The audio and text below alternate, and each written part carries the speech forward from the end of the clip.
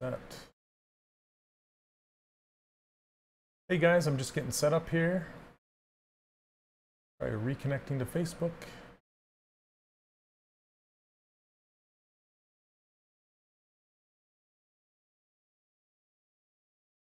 Hopefully that works.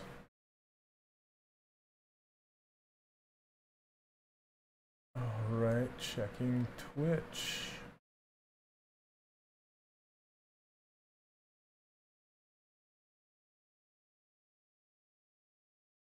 Okay, looks like Twitch is working fine.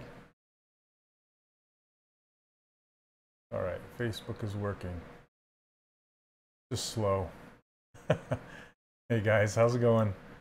Happy Monday. Trying to reconnect to Facebook.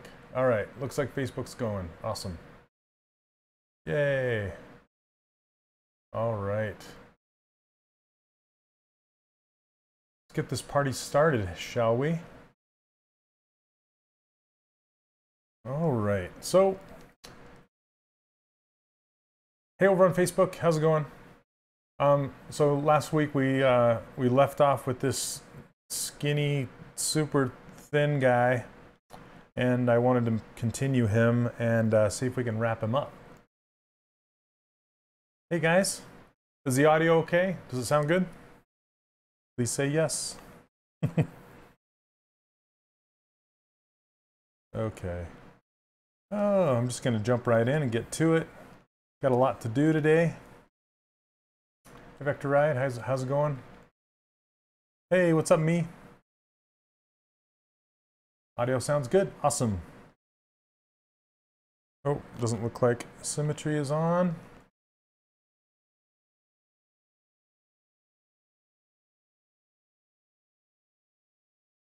Okay, I'm just trying to get the shape of this shirt. I think I messed up the symmetry, so I'm just going to hit mirror and weld and fix that. Looks like it made more of an issue there. Okay, I'm going to pull it over this way. Pull it to this side. Then do mirror and weld again. There we go. I love mirror and weld. What's up, Dan? Hey, Alan, how's it going? Engine X 3D. What's up? Thanks for joining me on your Monday. Sound like a DJ. How's everybody doing today? Everything's great? Awesome. Did I turn the symmetry back on? Okay, I did. What's up, Barry? How's it going? Well, I'm older. I'm older. Last Saturday was my birthday. I turned 47. I'm old. I'm an old guy. So that happened last week. Let's see if I'm doing this right. Oh, wrong side. Okay. I gotta push it over the opposite way. Thanks, Dan. What's up, Joner? Thank you very much. I share my birthday with Sean Connery. So that's kind of fun. Not that it means anything, but it's fun. Yep, I'm old guy. Not that old, but you know. Well, I am a grandpa, so 47-year-old grandpa. But it's fun. He was just over, he meaning my grandson, was just over Sunday. He's the cutest thing ever.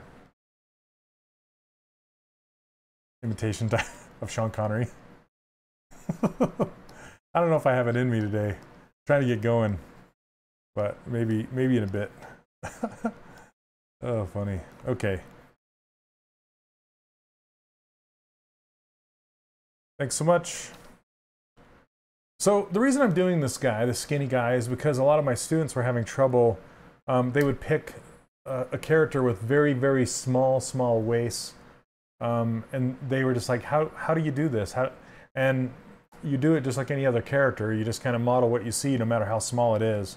So it's kind of a challenge when it gets this small and this narrow. And I actually don't have it as narrow as Luigi does down here. So, oh, hey, Charlie, what's up, man? It's all good. Hello, hello. So I'm going to take it even smaller. And I think I'm going to reset this and scale it like this. Do the same thing with the pants. Just get it even narrower. Just skinny. So skinny it's funny. Thanks, Barry. Hey, what's up, Jacob? You have a question? Is Zremesher useful for retopology to fit ZBrush model into Unity Engine? No, it's not. I know everybody wants it to be.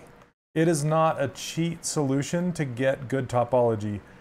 It sort of works, you know, if you're doing a game for yourself and you don't really care that much about topology, I mean, it could work, sure, but I highly recommend just doing it by hand. I know it's a total pain in the butt to do it by hand. Everybody wants Zremesher to be that silver bullet that just fixes everything, but it's not. I wish it was. But there's still some things that it falls short with. But it's really, really good for making low geometry to sculpt on top of while keeping your mesh really smooth. So it's a good question though, but a lot of people are like, please, can it just be automatic? What's up? What's up, BN over on Facebook? How's it going? Okay, let's see. Now that I scaled this even narrower, the shoes got off, so I'm going to move those over. Look at this. This chases it around. Not that much. Okay, here we go. Maybe like that much. Okay. And this made the legs kind of skinnier front to back. What's up, Peter? Hey, Kevin. Thanks for joining me today. Appreciate it. That's my Bob Ross.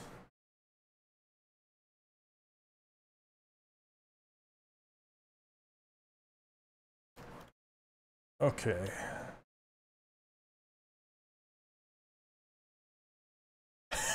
Kevin, thanks, man. Thanks. I don't feel older. I actually shaved this morning, so I should look younger. When I work from home, I don't shave as much as I should. Okay, let's see. Yeah, me, Barry, it is actually.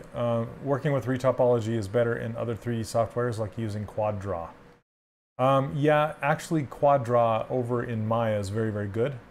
And but it doesn't matter where you do it, just so long as you kind of do it by hand.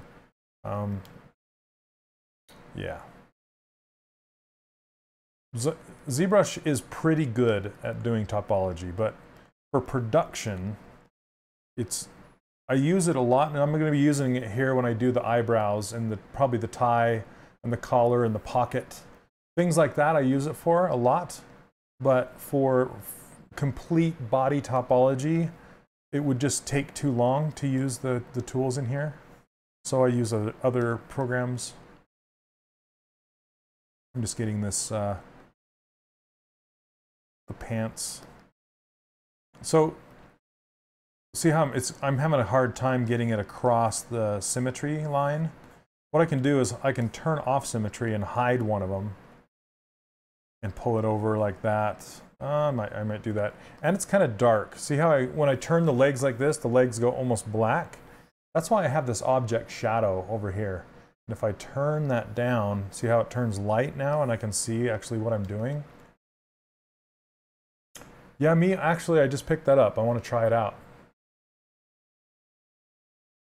Hey, thanks, Charlie. Oh, thanks, Wipeout. Thank you so much. Okay, so I'm going to do that. I'm going to work on, so mirror and weld always mirrors from screen left to screen right, which is character right to character left. So I'm going to be working on this side I'm going to hide the other leg and then turn off symmetry. So I'll turn off symmetry, hide the other leg. Actually, it just hid the pelvis. Let's see, I want to hide this one. And invert hidden. Then delete that leg. So now we have the pelvis and one leg. Now, with symmetry turned off, I can get in here and I can fix this pant leg. So if you're having trouble with symmetry on a character, that's one thing you can do to get down in between. There we go. That works. I just wanted to get his pants to kind of be hanging over his shoes like that. Hey, what's up? What's up, Donnie, over on YouTube? How's it going? Oh, second question. Is it a good idea to use hard surface modeling in ZBrush to design something like a house? You can. That's what Zmodeler is for. There are people that use Zmodeler for hard surface models like crazy. Like if you look up, say, Glenn Southern, he did an amazing like tank thing that's hard surface. Or Malachus the Black, I think his name is like M-A-H. If you look up his stuff, he did some headphones, some Koss headphones, and he used Zmodeler completely for that model, and it just turned out phenomenal. So there are people who do it. I don't know Zmodeler as much as I should. I typically do my hard surface over in like Maya or something like that, but it's completely, and that's just because I don't know it as well as I should. I need to practice some more. But yeah, it's completely worth trying and learning.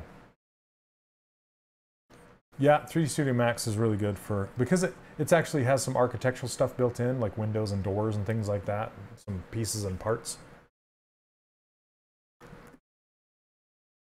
So yeah, that's a good suggestion. Okay, I'm gonna block out let's see, should I do the hands? Turn symmetry back on, or the eyebrows. Let's get the hands starting to go here. Okay, I'm just gonna clip these flat with the clip brush. About right there. Oh, thanks. Thanks, Donnie, very much. I appreciate it. Okay, I don't want to do that. So for a hand, what I typically do is I'll either get a sphere. I need to get a primitive in my primitive IMM that's kind of like a square sphere, if that makes sense. Let's see.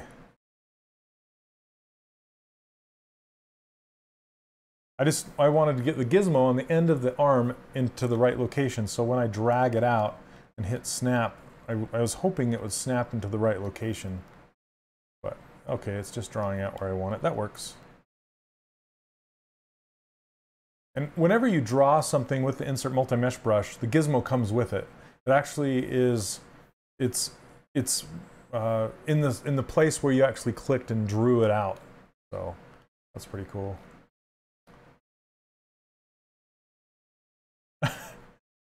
What are you saying, Blans? What's up, man? How you doing? We emphasize the old in Olson, like old. Old man Olson. Hey, Matt McCrae, how are you doing? I'm glad you could make it, man. Okay, this is another thing that trips up a lot of people is when you scale, by default, it is set to world axis. So you'll see if I grab this and I scale this hand, see how it's like scaling to the center of the guy? That's not what I want. I want it to be scaling locally. So you have to turn on this L symmetry, which is local symmetry button. Now it'll scale locally, like that. Hey, what's up, Dan? Sounds like a variety show announcer. It's Shane Olson. It's funny. What's up, Rohit? Over on YouTube, how are you doing? Okay, now his hands are going to be a lot bigger than I'm going to make them, I'm sure. So I should probably scale those up.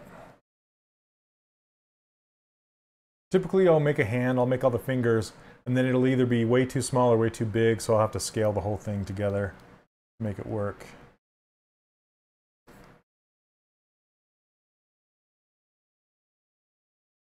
What's up, Vicky? Is it...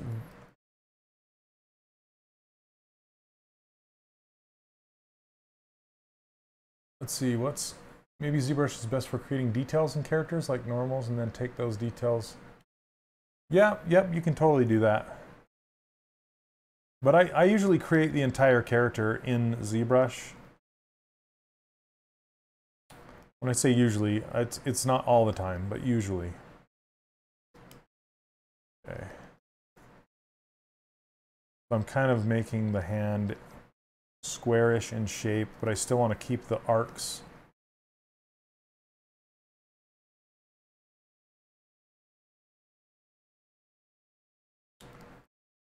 Thanks, Sebastian. Yeah, Voom, that's what I'll do. I usually bake my maps over in Marmoset. Marmoset tool bag, if you guys have heard of that. And sometimes I like to shift my hands forward like this. So I don't know if you can see how this is kind of straight and this kind of comes off to the thumb. I'll do that. Let's hide the rest, and then I'll sometimes I'll square this part off.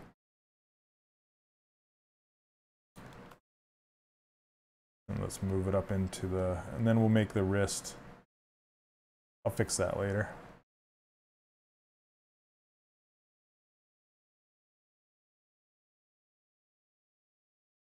Thanks, Charlie. Let's see. Saw your portfolio, and it has many hero and great muscular body.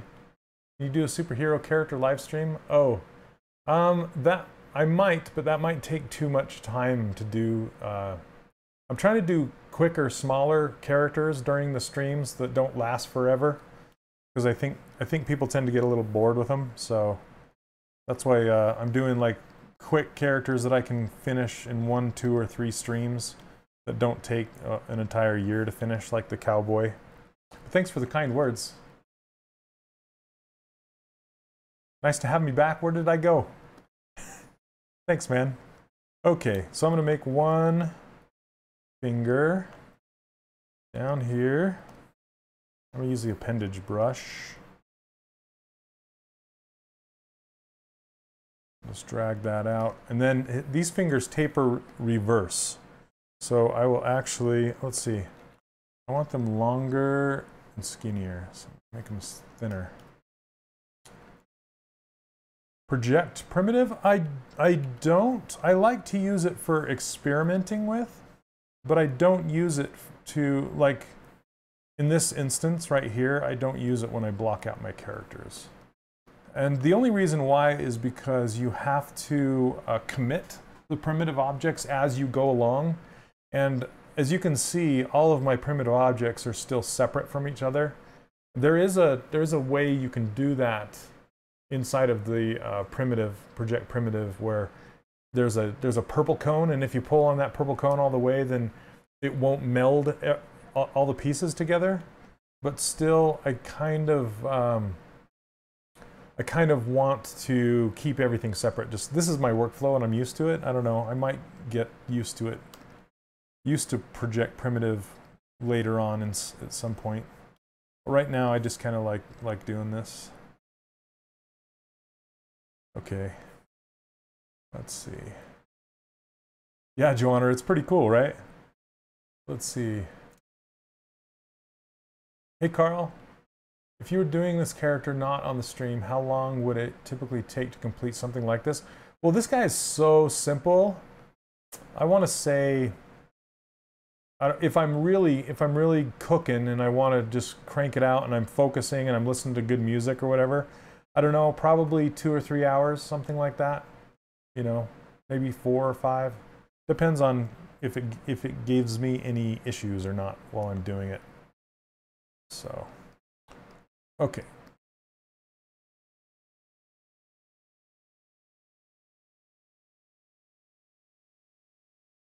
I'm gonna give this guy 5 fingers, I think. 4 fingers and a thumb. Let's see. Felipe, let's see. Oh, man, I have a question about your course. The stylized anatomy means we'll learn anatomy, but more related to the anatomy used on your character. Yeah, when I say stylized anatomy, I mean it's less about learning the names of all the muscles, you know, the entire body full of muscles, because I kind of want to approach it more like an artist and less like a doctor. So it's more about tips and tricks and how that muscle causes a different change in the silhouette of the character and how you can exaggerate it. So that's what I'm going to be doing with the anatomy module, and I'm working on it right now. I'm super excited for it. So thanks for the question. Just kind of tips and tricks, like how to build a hand, but like things to look out for and things that like rookie mistakes, meaning mistakes that people make all the time. Like with hands, typical mistakes with hands are they'll make all these knuckles straight across instead of an arc. And then from this direction, they'll make them straight across instead of an arc. Your hand is full of arcs. So a lot of people will miss those.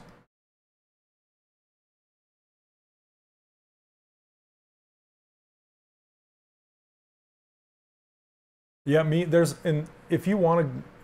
great resources out there if you want to actually learn all of the muscles and how they work and all that kind of stuff. Like Prokopenko is fantastic, and Ryan Kingsland's stuff is awesome. There's so much good. What am I? There's such good reference out there. It's easy to find. Okay, I'm going to invert this mask and hit Control W, because then that will put it in its own poly group rather than the same group as the finger that I just duplicated it from. So. And if any of you new people are wondering what Felipe was talking about in my course, I have a course. A lot of you already know. It's over on 3D Character Workshop. And it's closed for enrollment right now. We just barely had a summer enrollment that just closed. And I got a handful of new students, and they're doing awesome already. Let's see, I'm going to put that in its own poly group.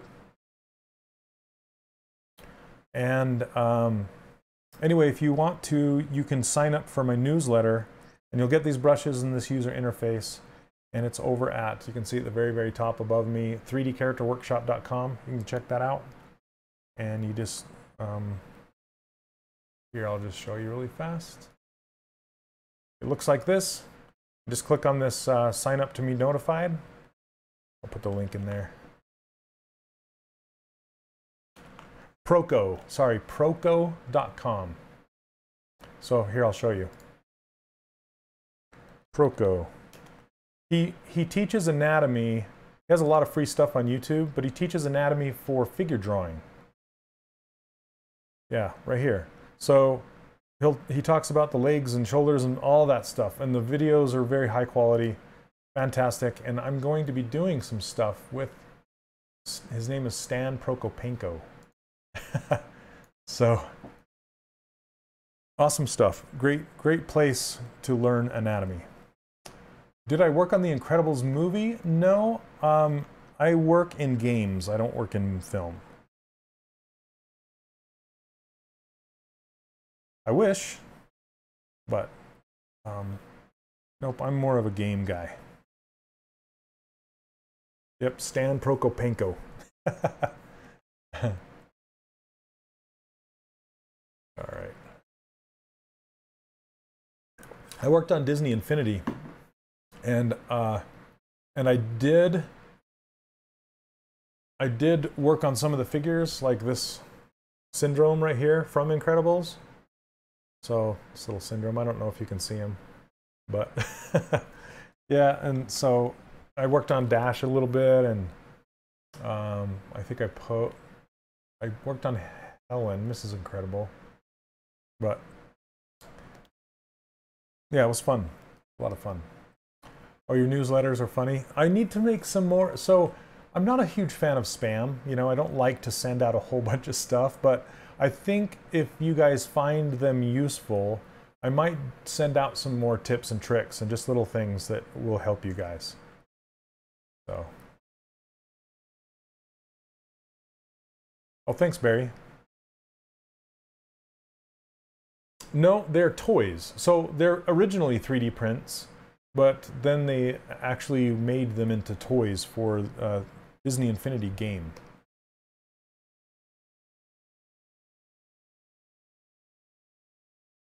Okay, so let's see. I'm running out of room here. I need to move these fingers. I need to concentrate more. I'm yapping. Okay, there we go. I just needed to mask everything that wasn't the fingers. Move these over like this.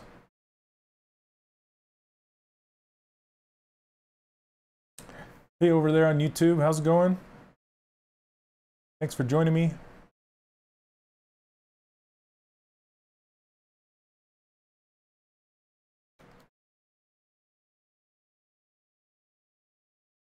Is it really? I'll have to ask him about that. If you're not joking. Let's see. This pinky needs to go much smaller. Typically, pinkies are quite a bit smaller than the other.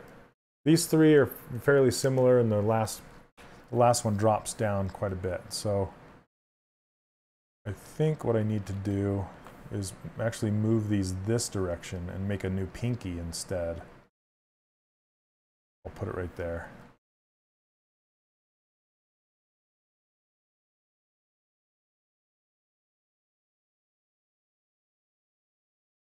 Hey, Jaijan, how's it going? Thanks for joining me.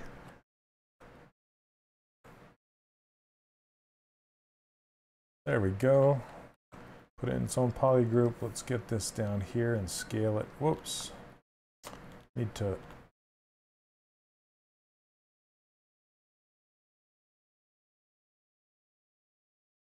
Francois. Hello.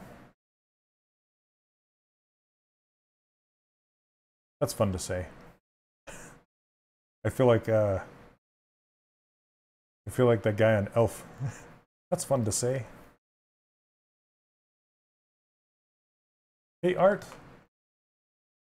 Why using floor? What should I do if model size is bigger than the floor? What size should your model be? How can I make the exact size of floor, or maybe a universal model size?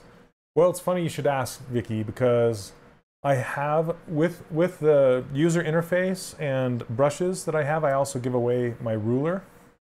So if you can see, I turned on my, it's probably the wrong size. Yep. Okay, so see this ruler right here? I typically don't resize my character till the end, but I have a ruler in here, and this ruler is set to, I built this in Maya, and it's set to 2 meters tall in Maya. Okay, so a typical person is about, what, 170 something centimeters tall. So I use this ruler to go back and forth between Maya, and you can also use it for millimeters if you're printing out a 3D character. So you can also think of this ruler as 200 millimeters tall. And these infinity characters, they were anywhere from like 90 to 140 millimeters tall, something like that on average. So we use this ruler, well, a ruler like it, not this exact ruler, but we use a ruler like it that would help you, get your character to the correct size. So I'll actually take a moment and show you how to scale your character to this ruler.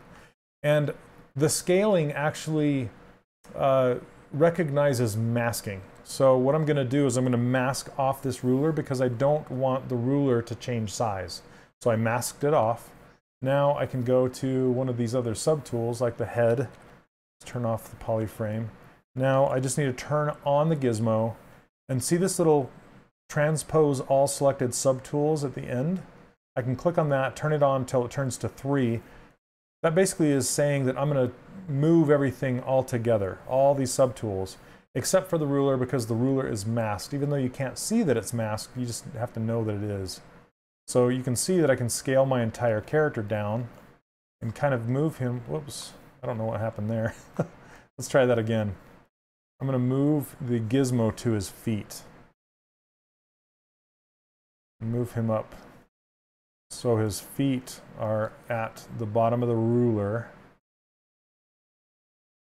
And I can also click Alt and tap on Home, and it will pop the gizmo right down at his feet. Okay. Now I can scale him all entirely down like this till he's about 170 tall. And then you turn off the transpose all selected subtools, and that's it. There you go. Now he's in the ruler. I can actually move, let's turn him on. I'm going to move him forward a little bit. So he's kind of stuck in the ruler like that. Turn that off. Now he's scaled to the ruler. I can turn the ruler off, and we know he's proper scale, and I can save it. Yeah, I'm not sure why people are saying that you're not getting the confirmation. That's really bizarre to me. Can somebody try it if you haven't before? Just try it and sign up there. Because I just barely tried it the other day and I got the confirmation email and it worked just fine. So I'm not sure what's happening there. Apologize for that.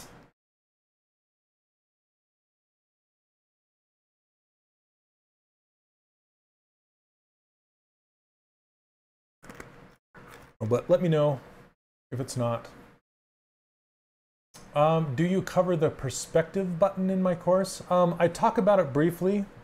So the perspective, that's right here, this perspective button, and that's actually part of the ruler file. So the ruler file isn't just a ruler. It's actually, I set up the scene. I got together with Joseph Drust, who works for Pixelogic, and I set up the scene to be like the ultimate scene size. I took away the gradient background in the back, and if I turn on the floor, see the floor right here?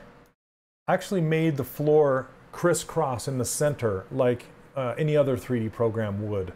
Instead of, by default, those grids will kind of snap to the outermost boundaries of your character, and it will kind of, it confused me, which I wasn't a fan of. So what I did is I redid this grid and I made it snap to 0, 0 on the center in the world. Then I also made it match the ruler. So if I unhide the ruler, you can see that the grid lines hit every 10 millimeters or every 1 centimeter all the way up. So this grid is actually 2 meters in every direction. So there's that. Then what I also did was I set the export to export at the scale of 100. That's how it works with Maya really well. It will scale everything on 100, so it'll be the proper scale inside Maya. If you set Maya to meters, then it will work back and forth. So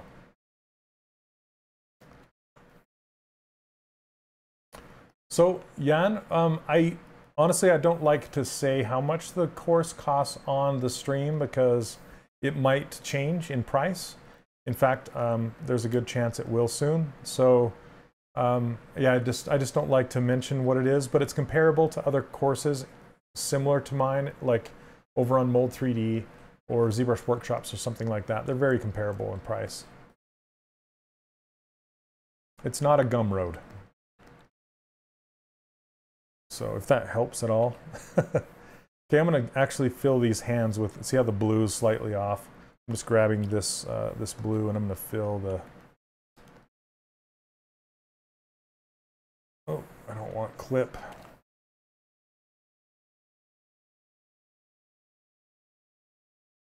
Okay, let's fill this. Grab this, fill it. There we go. Let's get that thumb done. How do you fix the grid? So it's just under Draw, and it's right here, Grid Size and Tiles, you can play with it right here. And the elevation, I set it to 0. That's how you set it. So you can just mess with that stuff. And then you also want your geometry size to be close to XYZ size of 1, as close as you can get it. That's how you know your brushes will be, you know, if you've ever used ZBrush and your brushes are too, like they only go so big and then they stop, that's because your scene is either too big or too small, or say you go and you make your brush the smallest it can be, but you still want it to go smaller. That's why, is because your scene is too big or too small for the brush sizes. So you'll want that to be around 1. And that's why the ruler file is more than just a ruler. It's actually like, you know, perfectly set up to start. So every time I start ZBrush, I open up my ruler file and then I import my my model into it. So that's how I start every time. Felipe, I'm going to try it. I'm going to try the Michelangelo challenge. So basically the Michelangelo challenge is something that Pixelogic is doing during the ZBrush Summit and at the ZBrush Summit. And essentially they give you kind of a block, you know, just like a block of clay, so to speak.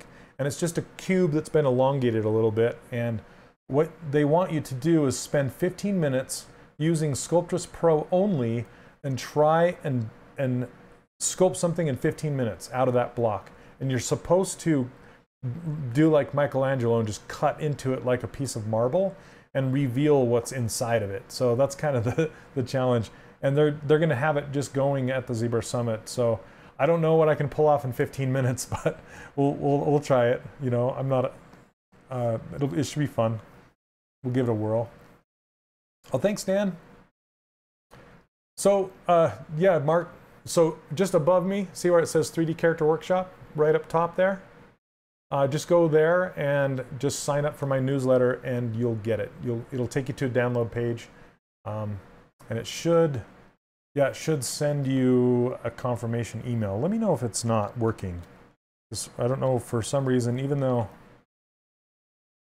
I've had like thousands of people use or download that stuff, and I don't know why all of a sudden it's not working if it isn't. So I need to figure that out. So if it's not, please let me know.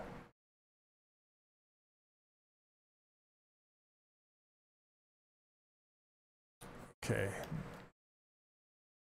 Yeah, subtractive sculpture is very hard. I don't know if they're going to restrict it to just subtractive. I haven't heard that part. So we'll see. I think in the little demo video they showed, they actually were allowing people to do additive as well, but I don't think you can go outside of the cube. You know, they want you to kind of stay within the cube and kind of leave part of the cube showing so it looks like it's been chipped out of the marble. That's the whole idea. Thanks, Vicky. And I'm not sure, I don't know if anybody from Pixelogic's here, maybe Kyle's here, can answer that, but I'm not sure if they're going to allow people to do it at home or anything like that during the summit. I'm not sure. Also, I'm a sponsor of the summit this year. So when I say I am, the 3D Character Workshop is sponsoring the summit, meaning I'm going to give away three seats of the course during the summit. So they do these trivia questions in between the presentations, and you have to be watching live and then answer the question through Twitter, and then you can possibly win a seat to the course. And Donnie, I covered that. That's a huge question, too big about, you know, too big to answer here during the stream, but I do cover the entire thing in my course. I take you from high resolution sculpt to in-game low resolution sculpt, and I show you how to bake all the maps and do the retopology, the UVs and everything. 90% of the course is in ZBrush, making the high resolution character, but I do cover the whole pipeline. Okay.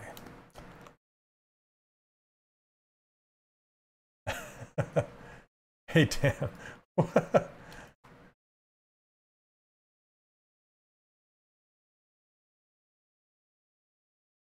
Malachus, what's up, dude? What can you learn from me, man? Welcome to the stream, brother.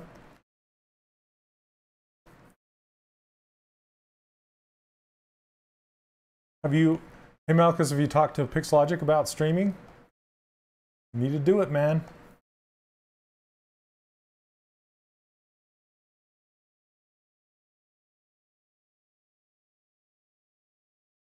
I would love to have you guys win. Do it. Fight, fight.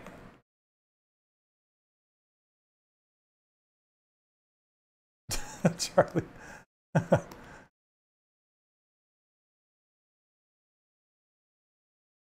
You guys crack me up. All right. Pushing this just a little bit forward.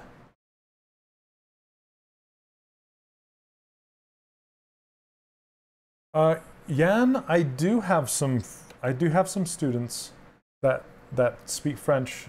You have to know a little bit of English. I do have the text below.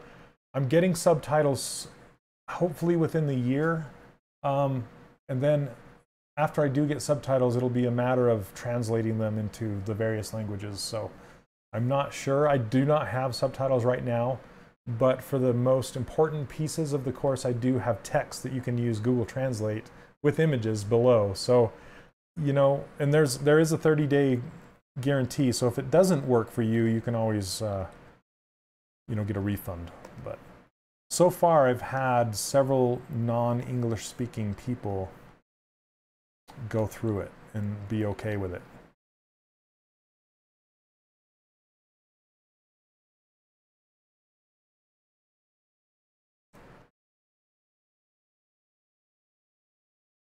And I like to leave spaces between my fingers like this, so it doesn't come to a point in between. I don't mush them together.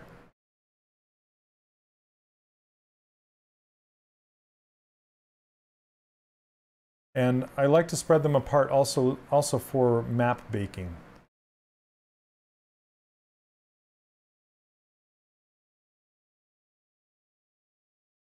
Mark, I can't really talk about it because this is the Pixologic stream. I don't like to talk about other software too much, but if you want to ask me any questions, just send an email to shane.olson@3dcharacterworkshop.com and ask me any questions you have. I'd be happy to answer them.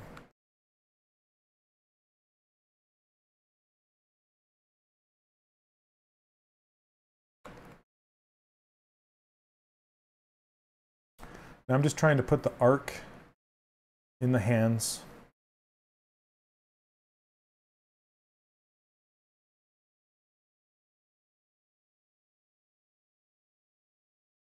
Bend them slightly downwards.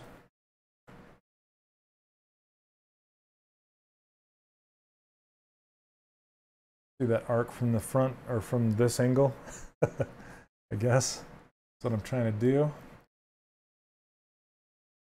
Hey, what's up, Moonmix?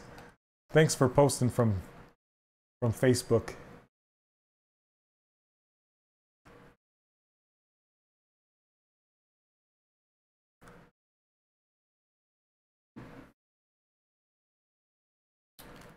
Oh, somebody said what? Hey, do you know how much poly counts can a mobile device handle? It's in the very, very low thousands. Very low thousands. They're getting better and better every time. Mark, I can't answer that one either. I don't know for sure. I don't know if they're working, because I don't work for Pixologic directly. I just volunteer for this. I don't work for Pixologic, so I can't answer that, and I don't know if they are or not. Okay, I'm going to put this hand in its own poly group. Okay, if I can hide it correctly. Here we go. Okay. Split unmasked points. Oh, split hidden is what I want. Boom. Okay.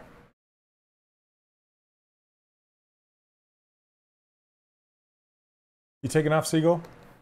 All right, man. Oh, you made a Yahoo account and it worked? Okay. That's really strange. I don't know. Honestly, you're the first person that has had troubles with that. So, congratulations. I don't know what to say. Oh, sorry about that. Okay, what in the world? Why? Look at that thumb taken off. What is happening? Okay, let's do auto groups. I'm gonna save this. Make sure it's saved. Whenever something weird like that happens, like the thumb taking off when I rotate, I save it.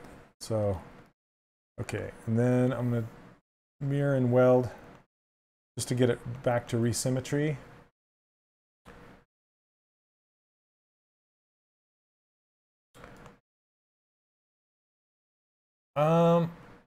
Yes, Sebastian. Well, no, to pose, I'll actually pose it in here. If I'm gonna rig it, I will rig it somewhere else. But just to pose my high resolution characters, I'll do everything inside ZBrush. Okay. Oh, thanks, Steven.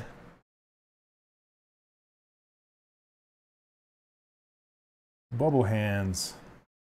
Bubblehands.com. That's probably a thing. I'm just kind of making this sleeve kind of go over the top of what should be a wrist here. I'm just trying to keep everything clean and simple. Oh, I don't have the tablet. I usually have it showing right here, but it's a 27-inch Cintiq, what I'm using right now. And do you need one? No, you don't. It's kind of overkill.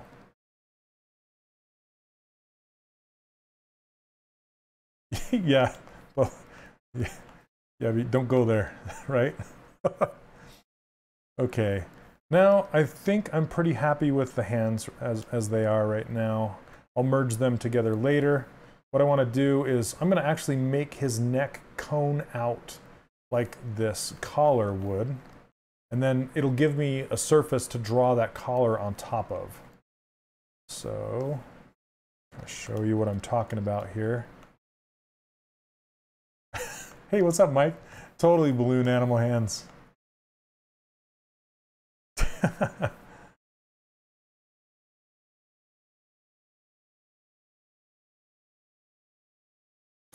Let's see. And thanks for all the questions, guys. Keep them coming. Rubber shoes. How can I select multiple poly with Gizmo? That one's kind of tricky. I'll show you that in a minute.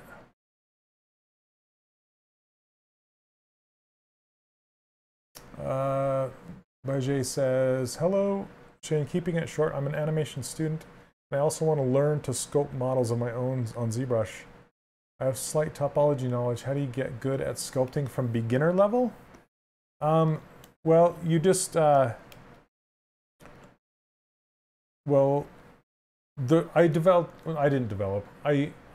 teach this method called insert primitive method, which I use to insert primitives as the basic forms and basic shapes. And to me, that's the easiest way to learn how to sculpt inside of ZBrush. And I teach an online course called 3D Character Workshop on how to do that. And then just practice. Okay, let's see. And you can watch some of my past streams if you don't want to, you know, hop into my course right away. I've been streaming for quite a while on Pixelogic's Twitch channel. And if you want to look at my past streams, you can go to, let's see, let me find it.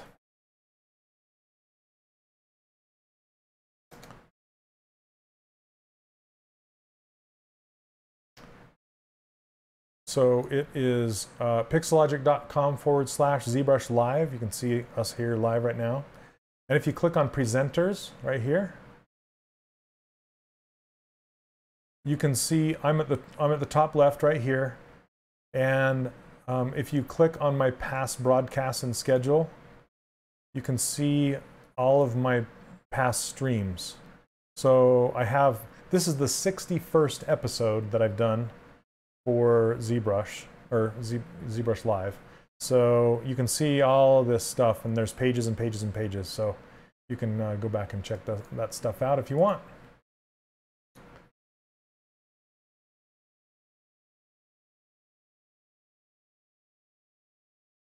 Okay.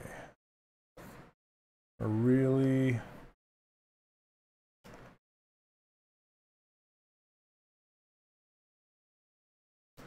trying to make this neck flow into the back a little better.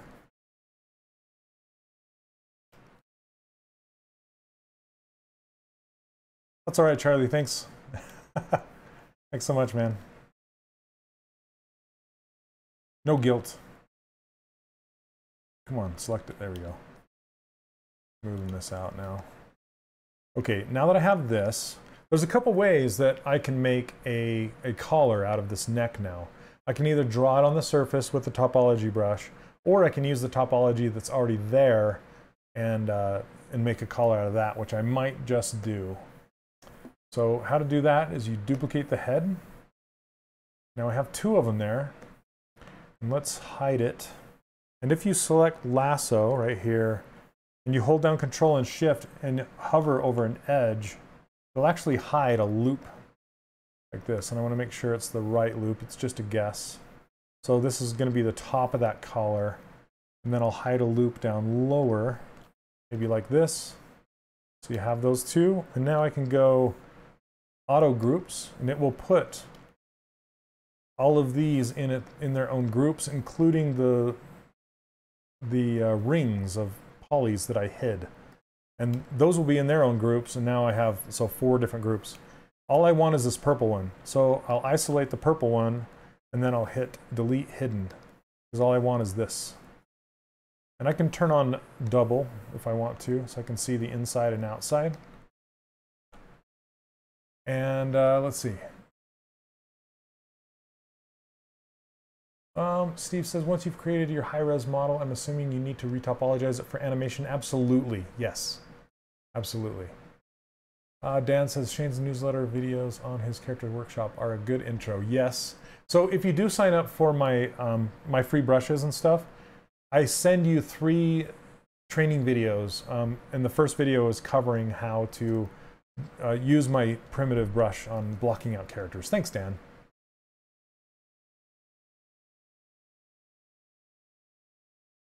You don't know why selecting loops is so tricky? Yeah, just make sure you're on the ring, on the edge, not the poly, not the vert. You have to be on the edge that is going in the direction that you want to hide. And you have to hold down Control plus Shift like this. Bonk, bonk, bonk, bonk. Like that. Okay, now I want to hide the split in the front. So let's hide this one, maybe this one. And we will delete that. Okay, so there's the beginning of our collar. Now what we can do is reduce the amount of loops in there. So we're just going to, I'm going to try to, and it doesn't always work, but I'm going to try Z-remeshing by half. Okay, so if you go to Geometry, Z-remesher, and I'm going to click half.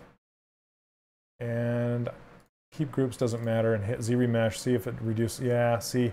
Sometimes it works, sometimes not. It just kind of made a mess of everything. So instead what I'm going to do is go to Zmodeler, and if I hold down Alt, it will just, by default, I can just start deleting edge loops like this. And I'm essentially just reducing the density by half like this. Because I don't need all that. The cleanest mesh is the lowest mesh, the lowest topology mesh. So now if I hit D, it turns on dynamic subdivisions, and you can see it'll give you all these little orange dots. That's just showing you where the original vertices are in space. So if I undo that, you'll see that's the original, there's the new. And I can crease those edges so it actually won't do that. But I'm just going to keep dynamic turned off for now. So then I can come in here and just start using the move brush to work this collar through. Okay, so I'm going to pull the corners out. And it's just much easier to work if the geometry is lower in resolution. And I use big brushes because you don't want to get kinks.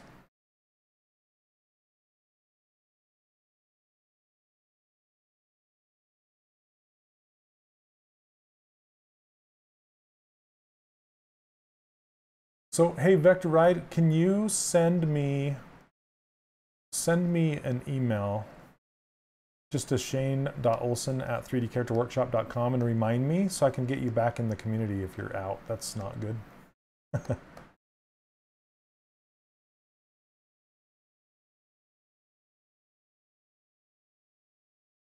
Okay, let's see.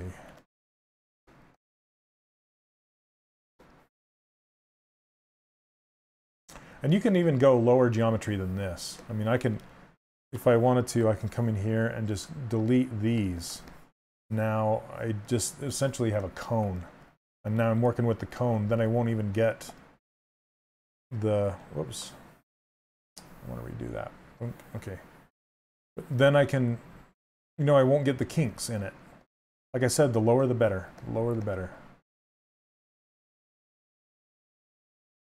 Easier to work with.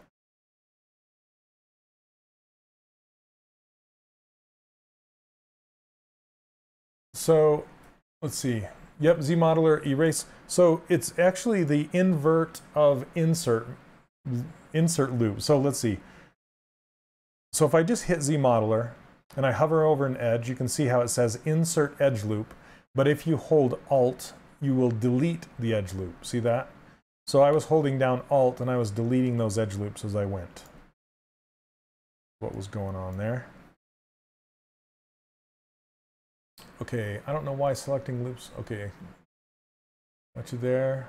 That's why low poly I use. Quad draw, no Zremesher problems, and again, yeah, sometimes I'll run it, you know, over to a different program to hurry and retopologize, something like that. But typically, I'll just do something like this. It's easier to just keep it in ZBrush if I can, so I will try to. Okay. What time we got? 1 o'clock. All right.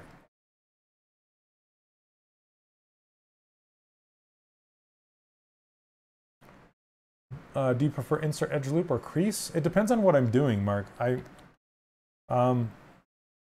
Like you're talking about support loops or creasing. That totally depends. Usually when I'm doing high resolution models, I'll just crease them. But if I'm doing a lot of hard surface modeling, I will do support loops and insert meshes. It just depends. I'm going to delete some more of these. I know it's going to look weird for a minute.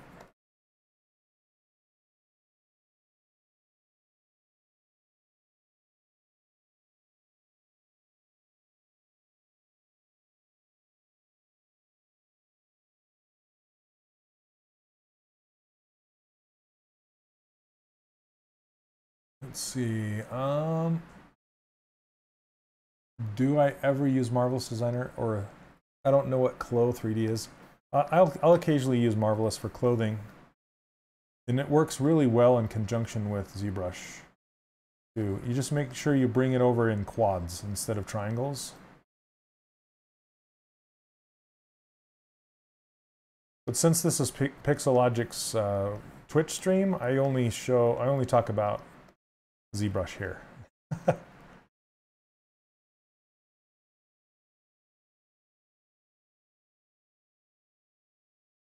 Okay. I think that's pretty good. His neck is longer than it needs to be, so I'm going to shrink that down. Okay. Now, to add thickness to this is really easy. All you have to do is go to Zmodeler, go to a quad, hit spacebar, and go to Extrude Polygroup All, and then just click on the surface and pull it out, like that. Easy, easy. And you can kind of check everything. And I can turn on dynamic subdivision. This is kind of what it looks like without creasing or without support loops. So I can crease it really quick. But you also notice on the top, it made it kind of go inwards because when it extrudes out on the faces. Oh, I've never heard of that program. I don't know what Clo 3D is. I'll have to check it out.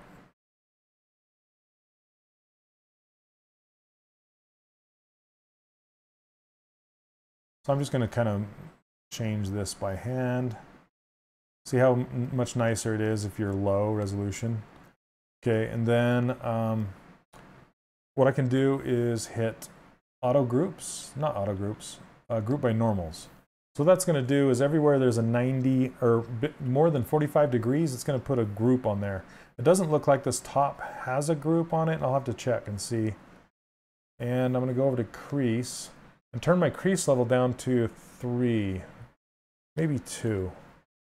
And then hit crease by polygroups, and then hit D. Okay, it looks like it didn't. Which this is kind of cool how it made the edge look like this. Why not QMesh? Sometimes I don't like to fiddle with the snapping that QMesh does. That's the only reason. Okay, so since this didn't give it a polygroup across here, I can just crease it by hand. Edge loop partial, just click on that guy. Where did the rest of my creases go? Okay.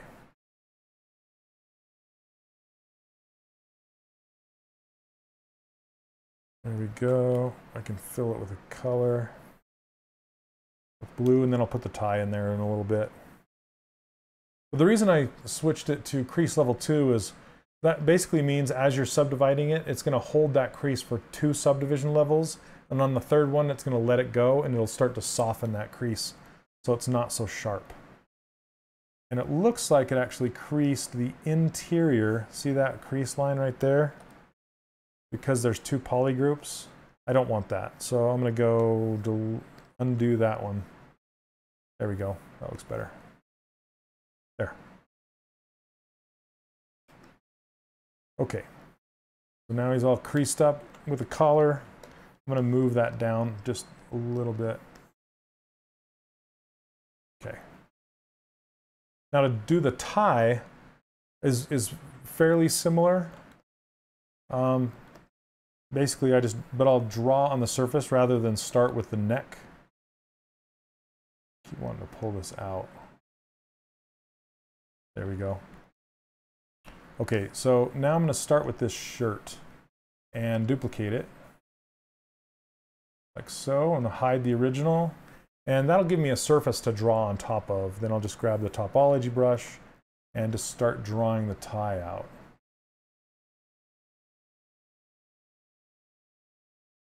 Okay. Oh yeah, Vicky, I'll get to that. Thanks for reminding me. Okay. Now for this one, instead of getting so close to the center, I'm going to actually make the tie fat like this and not go to the center. Because when you go to the center, it kind of wants to snap. And I'll move that across the center there in a minute. Oh yeah, hold on a second. I do need a center line.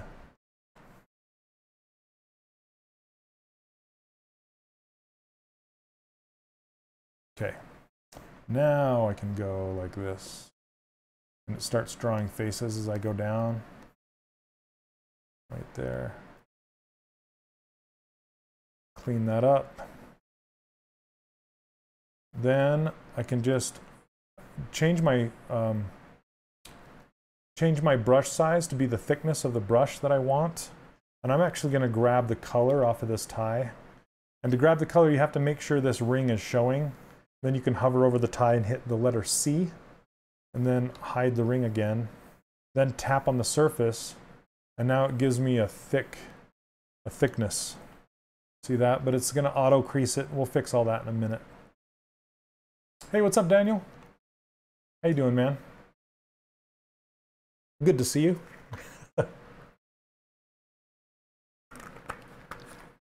Okay.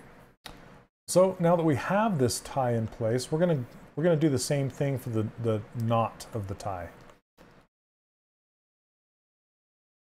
Clear this out, and then I'm just gonna draw topology again. Hey Dan, all you have to do is hit Z or Z so the ring shows, and then you can hover over a color. You don't even have to touch it. You just hover over it. Now watch this color swatch, okay? See the color swatch over here? I'm just gonna hold down C, as in cat, and if I hover over these colors, see they change? See, there's the white, there's the blue, there's the tie color, and the pants. So you can just kind of hover over it and it's gonna collect that color. You don't have to click, you just have to hold C, and then when you let go, it'll select the color you want. Then you just hit Z or Z again and it will hide the ring. If you don't have that ring showing and you try an eyedrop from this image, it's just gonna select the background gray. See that? Doesn't work. So you have to have that ring showing in order to eyedrop a color. Yep, no worries. Okay. So Topology Brush, here we go. Doing the same thing.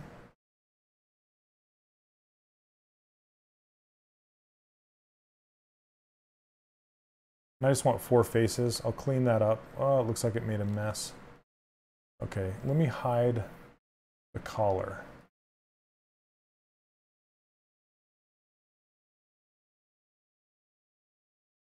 Is that? Let's see. I'm going to hide this collar because it's kind of getting in the way. Let's see. Boom. Going down the middle. One here, and one here. There we go. So it is, I'll fix that in a minute. So I don't want to add thickness to this one right now because the surface isn't what I want, because it's getting pushed in and I actually want it to come out. So if you want to just make a single-sided surface, all you have to do is turn your Z intensity down to 0, tap on the surface. Come on. Sorry, not Z intensity, brush size. Your brush size down to 1. See, it's right here. And put it to 1, then tap on the surface, and it'll give you a single-sided thing. Now I'm going to turn off dynamic subdivisions. Okay, now I'm going to hide everything I don't want, which is the shirt and the sleeves. Hit delete hidden. And since the tie is masked off, I can just focus on the knot. And I can pull it out before I add thickness to it. Pull this guy down. Pull this one up. Kind of going into his neck. How to bevel a hard surface high poly Dynamesh? I actually don't, Alex. I don't do that.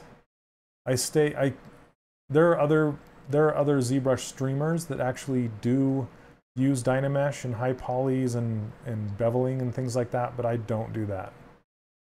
I typically actually stay away from Dynamesh these days. I don't use Dynamesh that much unless I'm experimenting with things. So I know that's not the answer you wanted to hear, but I typically will stay away from Dynamesh and beveling. Okay. So now that I have that, I'm going to extrude it. Oh, come on.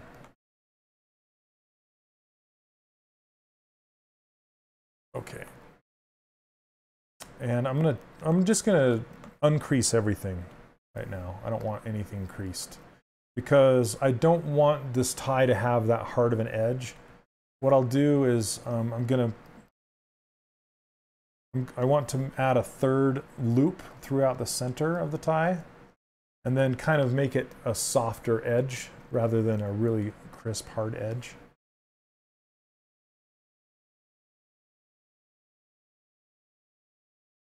Yeah, Mark, we'll see, huh? We'll see. You never know. Would be nice. I don't know what they're working on, honestly. Okay, Zmodeler Insert. Now, here's a trick to insert. You can turn up the Z intensity, and if you do, when you click on it, it's going to add kind of a, it's going to push it out on its normal a little bit. So you can see what it did there. And it's kind of ZBrush's way of keeping the curvature, even though it's not really keeping the curvature. It's just a way to kind of puff it out there. Okay, I'm going to turn my Z intensity on my smooth down even more. Yeah, it's too fast still. Let's move it. Make this tie even pointier.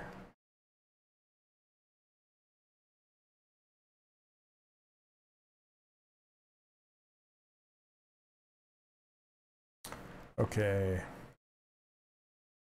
Now when I turn on dynamic, it's going to look more like this.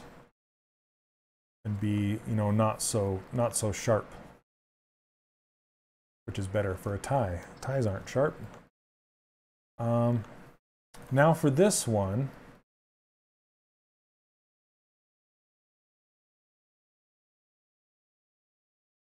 how to do a bevel and not a Dynamesh object?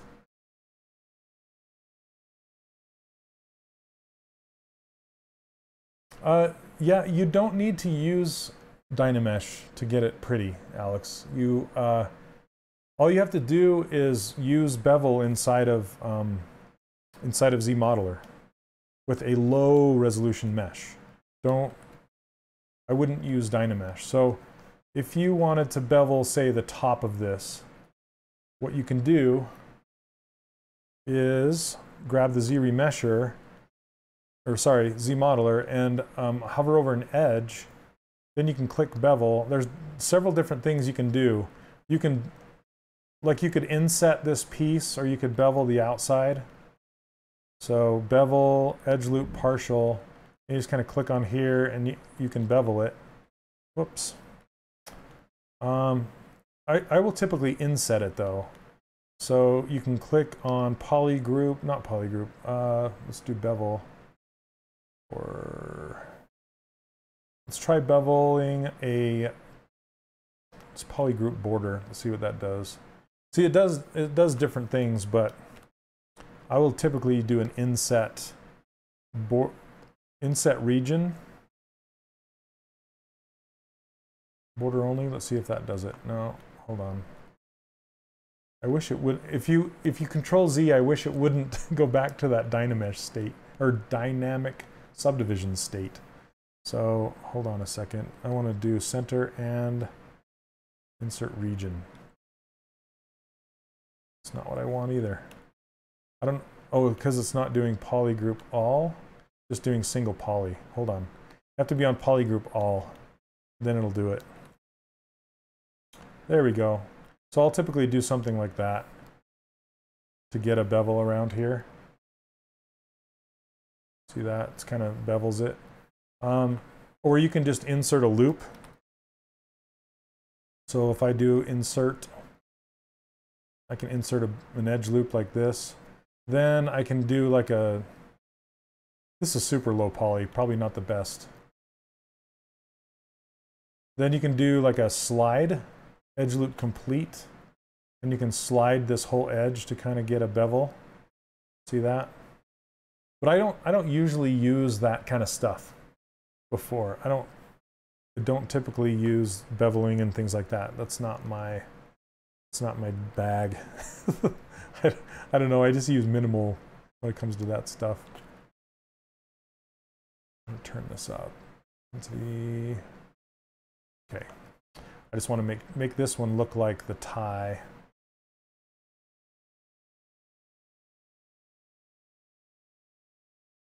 And then I want to make these kind of look like they're connected, but not actually connect them.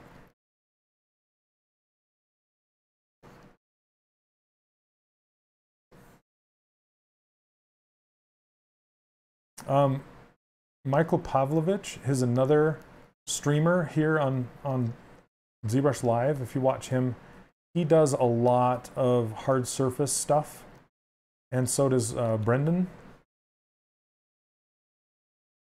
If you look for Brendan, he does a lot as well. Sorry, Alex. Yeah, there's several ways to do it. I just don't use it that much to know the best way to do it, you know?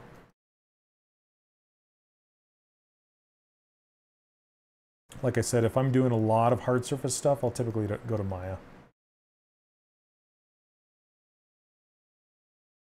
Okay. Yeah, there's so many ways. Okay, I'm gonna split this one. This is another way to do it. I can split this loop right here. And that's another way to bevel it. Edge loop complete. Like this. Because I just want to get this to be kind of sharper on the edges. And on the top and bottom. Okay, I'm going to smooth this out.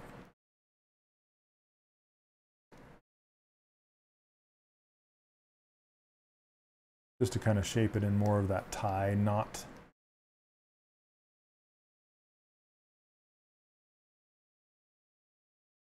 Okay, let's see, fill it.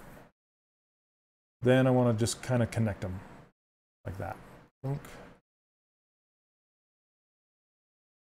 Unhide the shirt, unhide the collar, and we'll fit it in to match. Hey, what's up, Most Random Nerd? How's it going, man?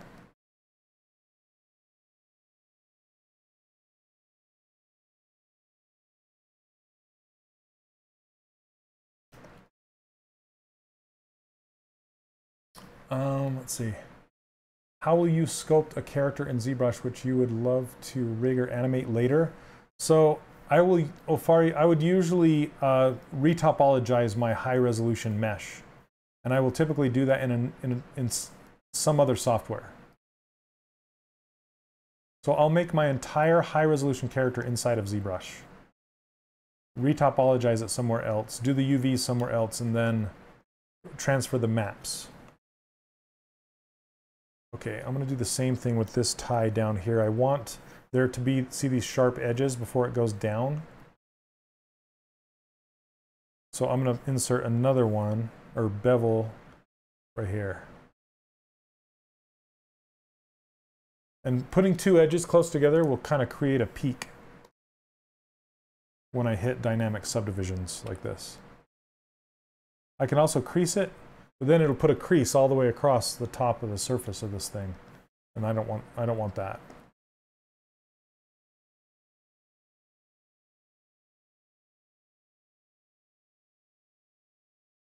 Well, thanks, Johnner. Just gonna kind of make this tie hang here. That's better. Smooth it out a little bit. There we go.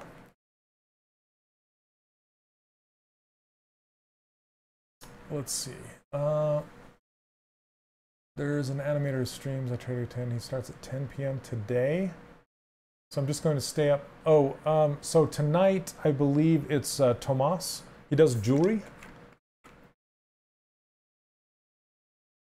Mark, why didn't you use Zremesher plus Zmodeler to clean a high poly mesh?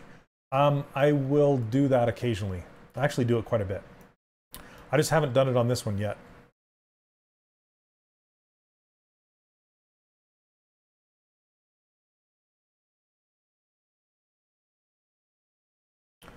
Okay, let's see. There's that. I'm going to make the pocket. Well, actually, let's make his eyebrows. We got 118.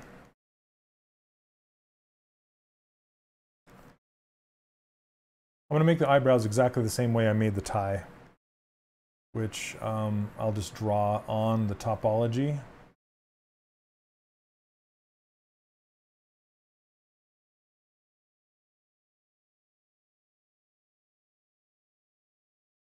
That's probably good. Maybe one more.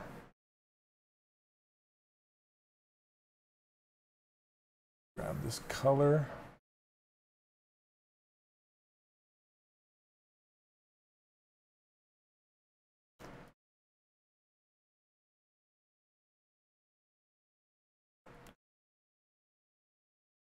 Oh, Joanna, you're not talking about on the Pixelogic Twitch stream. You're talking about just a Twitch stream. Okay, I'm going to split to unmask points. I have not seen him. Okay, let's uncrease. I actually want to just uncrease this outer edge.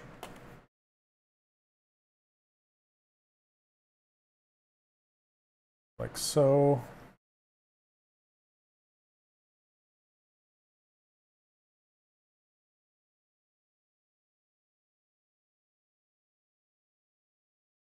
Then I'm gonna grab this this green poly group and just kind of pull it in by hand a little bit.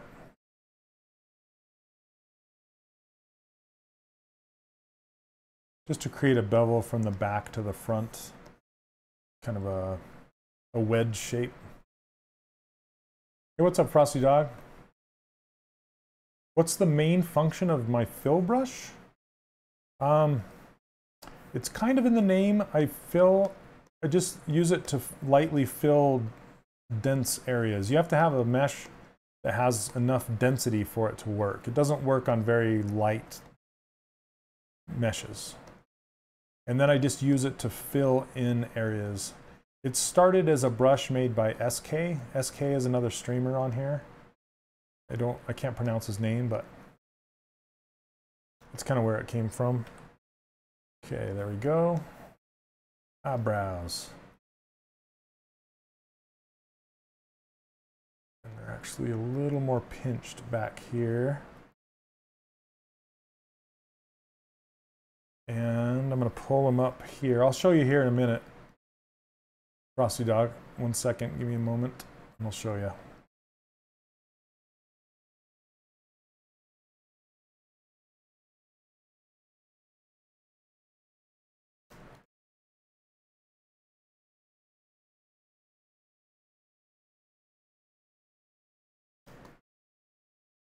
Okay. Then we'll do his hair here in a minute, and maybe those pupils. Oh, thanks, Hannibal. How's it going, man?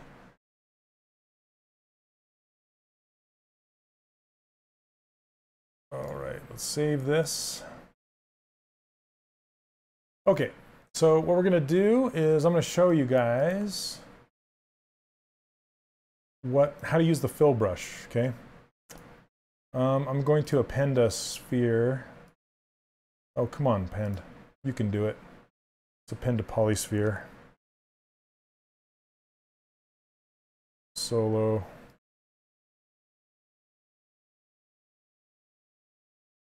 Okay, let's go change this to gray so you can see it. Okay, so let's see, how dense is this? You can probably make it more dense. Let's go up to like 1.5 million.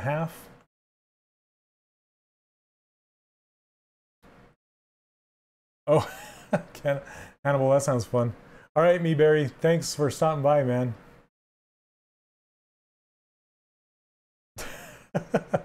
Okay, so typically when I do this, I'm going to go down one level and delete lower, delete higher, and this is kind of how dense this is. You can use it with Dynamesh or whatever. I don't know how small. Okay, that's why. So this is really small. Let me make it bigger. Oh, come on. Bigger. There we go. Okay. My brush wasn't sizing down small enough that that's what I was describing earlier in the stream. The object has to be the correct size for the scene in order to work. Okay, so what I'll usually do with this fill brush is say, if I wanted to create kind of some steps or a nice crisp fold or something like that, what I'll do is I'll use this detail brush and I'll cut in something like this, like some kind of a detailed stroke. Then I will come alongside it and go with the inverse with an Alt and kind of pull it up and then just fade it off like that, right? So now you can see that it's looking pretty good, but there's kind of a scoop right here. So let's see the silhouette. See that little scoop, that little kind of pit?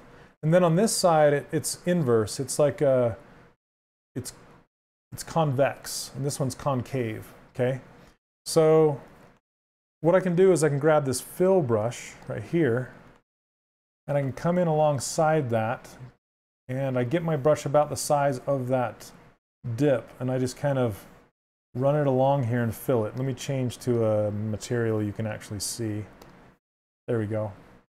So then you can just kind of fill that out. Now look at the silhouette. It's not as pushed in. It's super subtle, and then you can come back in and smooth it back out. Now you have a nice crisp edge.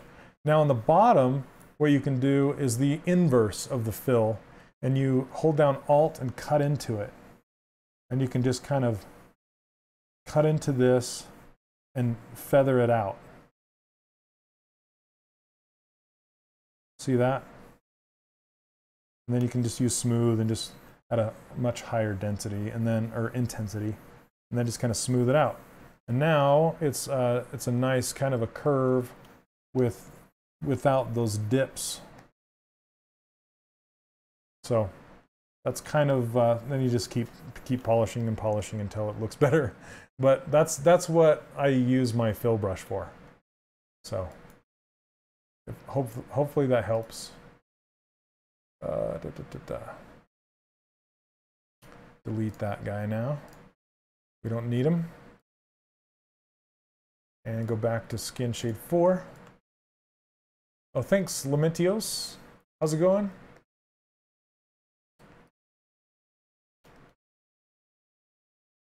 Okay, let's see.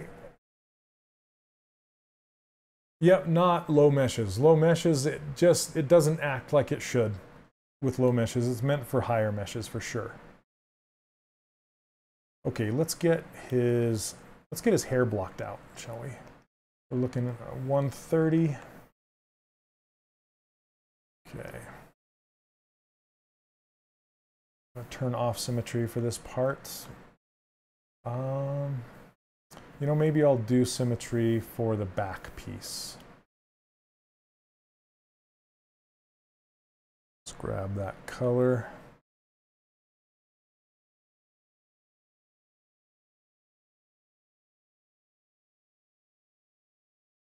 You know, before I push it in, I'm going to use the move brush and just kind of start to work it before. Excuse me, let's see.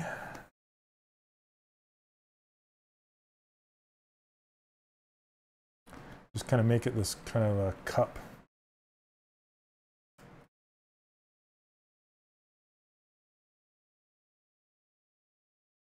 It's like a little, it's funny. Okay, why aren't you moving? I'm going to put it in its own group. I can grab it. Sometimes when it's in the same group, it doesn't want to be grabbed.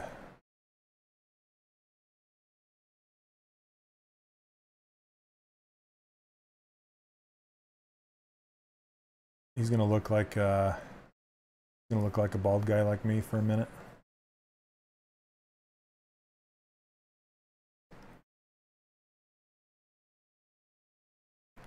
Pull this back. I love how it's squared off and goes forward.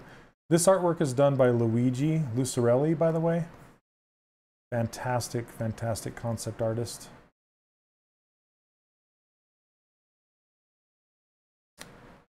Oh yeah.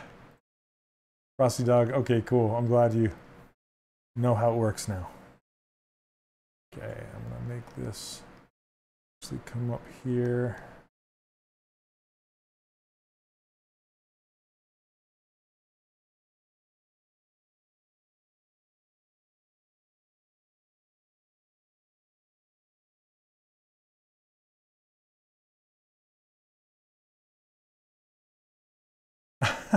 No worries. I don't think anybody's asked about the fill brush, so that's a good one. Nope, I appreciate the questions. It gives me something to talk about.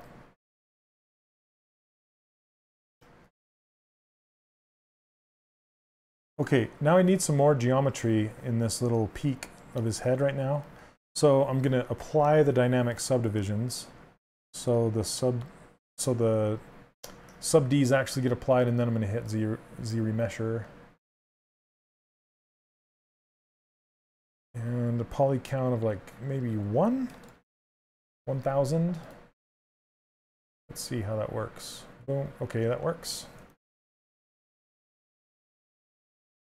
Okay, you know what? I'll do it right now while I'm thinking about it. Okay, here we go.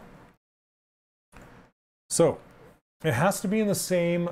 It has to be in the same subtool. So these are subtools over here. All these subtools. The only way you can select multiple subtools, well, you really can't. You can move them together. You can rotate them together and scale them together, but you can't edit them together. So if you want to ever edit subtools together, you're going to need to merge them together in order to do that. And the way you move or rotate or scale them is what I showed earlier with this transpose all selected subtools tool right here. That's how you do that.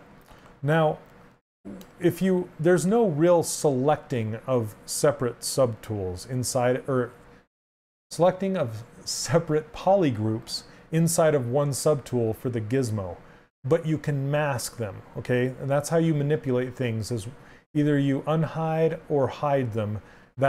Or unmask or mask them, and that's how you manipulate them, okay? So say I wanted to move a few of these fingers, but not all of them. I need to mask off a couple of them, but not all of them, and that's how you would use it with the gizmo, and I'll show you how to do that. And I don't know if these two fingers, okay, it looked like they were in the same polygroup, but they're not, even though they're that green color. They're in different polygroups. Okay, so the first thing you want to do is pick what you want to have unmasked. So how you do that is hold down Control, tap on one of the fingers, okay? Now if I want to add, say, this yellow finger to the pink fingered masking group, sorry, I'm getting tongue-tied a little bit, is what you do is you hold down Control and then tap on the one that you want to add to it, so this finger, and then drag it over to the finger that you had masked, then hold down Shift. See that? So if I let go of Shift, you can see that it's not masked, and if I hold down Shift, it adds it to the group. So that's, I know, it's a crazy, mind-blowing, how would you even know that? And it comes from the transpose tool days, where, and it was actually shown to me by the guy who made ZBrush. So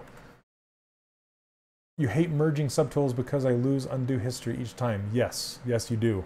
But you can't, that's just kind of how ZBrush works. You can't select multiple objects in different subtools and expect to manipulate them with your brushes.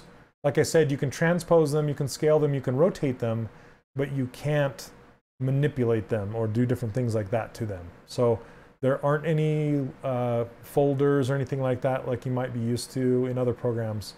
So I'm going to show you this one more time. Okay, I'm going to show you this one more time because it's a mind blower. Okay, so I'm going to do it with a different one. So I'm going to start with my pinky, hold down Control, tap on the surface with gizmo selected. Okay, now I want to add to this unmasked selection. I'm going to add the thumb to this pinky. Okay, so what I'm going to do is hold down Control, tap on the, I'm going to tap and drag. So you don't let go. You tap, boom, drag over to the pinky, right? And then I hold down Shift in addition to Control. So I'm still holding Control down. And when I tap Shift, you can see it adds it to the selection. Boom, like that.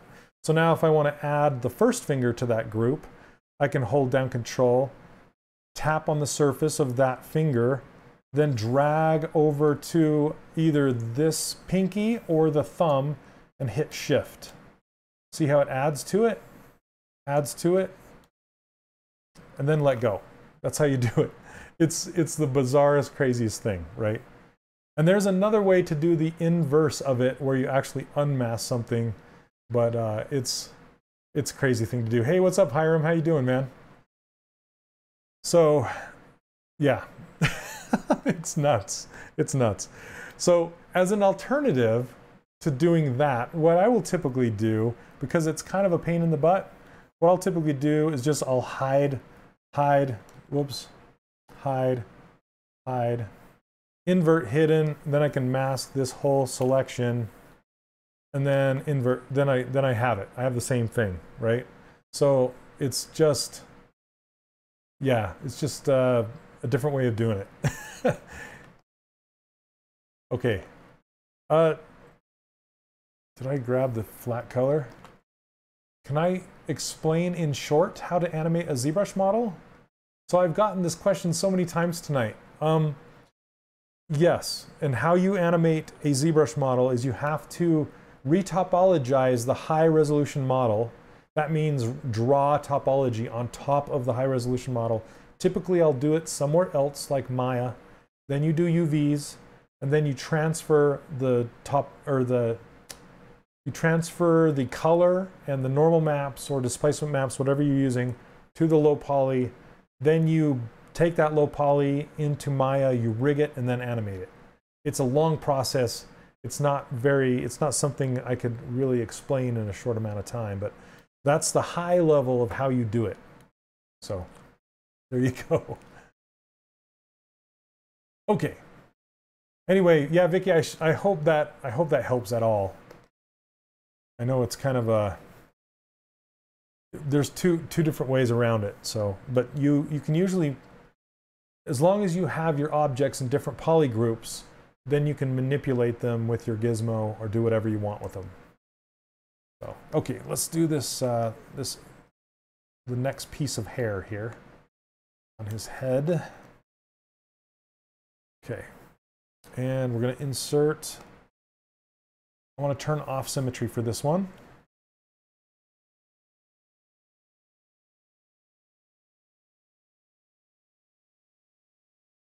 And squish it. This.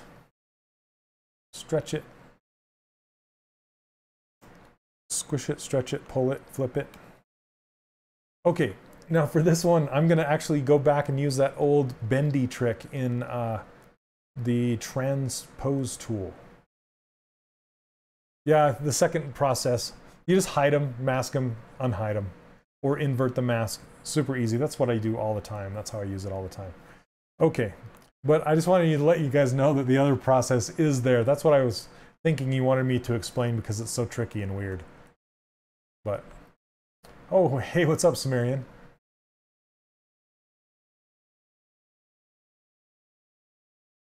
Ownage does a great job. Ownage is for if you're doing a small run of, say, 100 or 200, something like that. They do a fantastic job. If you're just wanting to 3D print something, like one or two things, let me know and I can hook you up with a friend of mine. Yeah, just send me an email to shane.olson@3dcharacterworkshop.com. I'll help you out. Okay, so I'm going to use the bendy trick with the transpose line. So to turn the gizmo off or switch it to transpose line, there's this little button up here that says Gizmo 3D. Just turn that off and you get the old transpose line right here. And I was actually showing this last week.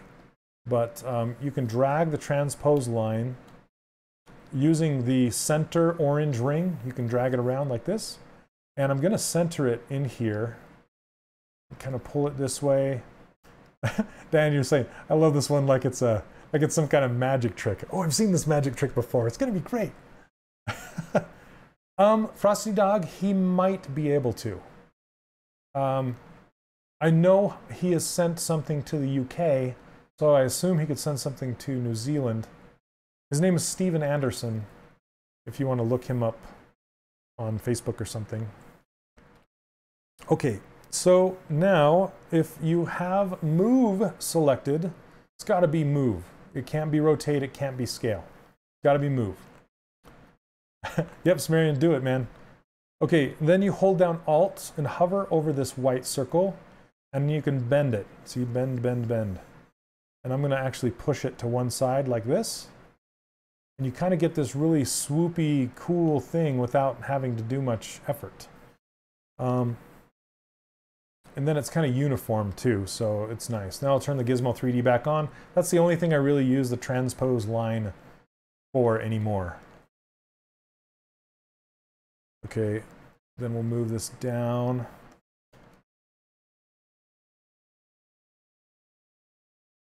I'm trying to see this kind of this swoop up front here, kind of working that. Okay, it looks like I'm going to have to put this in its own group as well.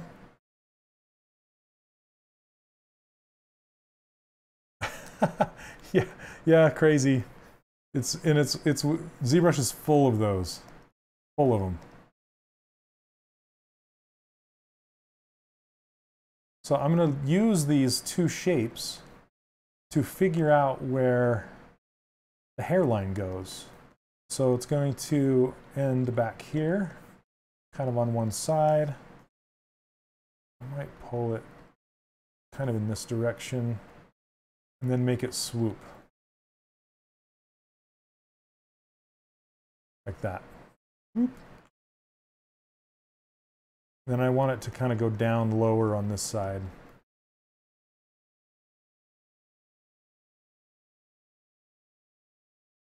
Kind of looks like a hat. But. And to get it to not look like a hat as much, you push it down, get the surface as close to his head as possible, reducing that volume. So it doesn't look like, I mean, this is pretty close to my head, but I don't have much hair under there. So, yeah, it does look like my hat.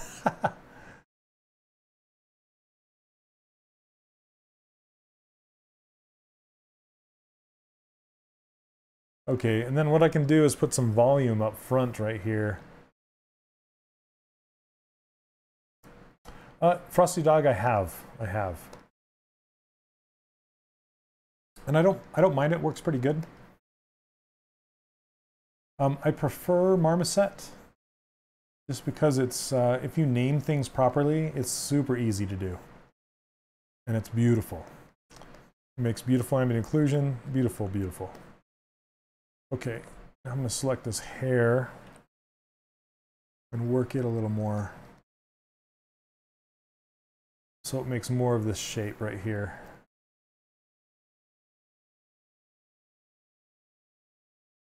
There we go. And I didn't have symmetry turned on. So what happens if you don't have symmetry turned on? How do you fix it? Well, I'll tell you how.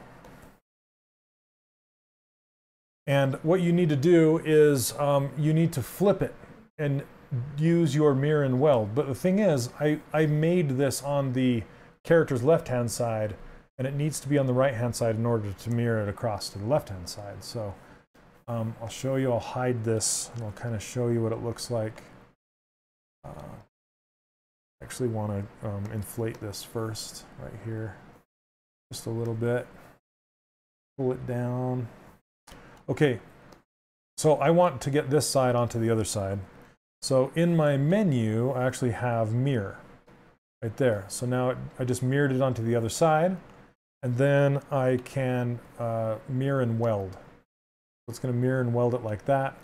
And it did put two lines close together, which is okay. That doesn't bug me. But if it really bothered me, I could push that center line over across the middle, and it would fix it. So, but I'm just going to leave it because I don't care. Okay, there we go. Let's fill this upper piece with that color. And I really like this curve that's going on down to the back. So I'm going to move this even more so it creates that curve going down.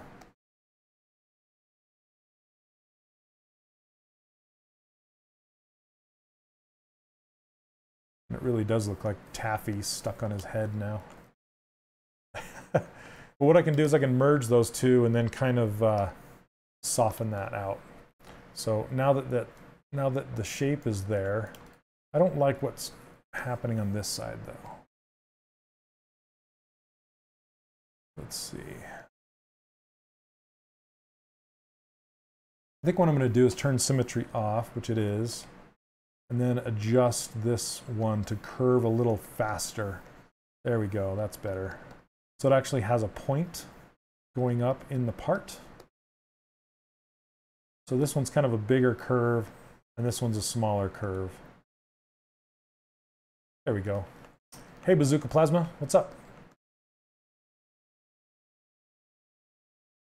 Oh, hey, Salty Cookies, thanks for joining me. Glad you could make it live. That's awesome. Okay.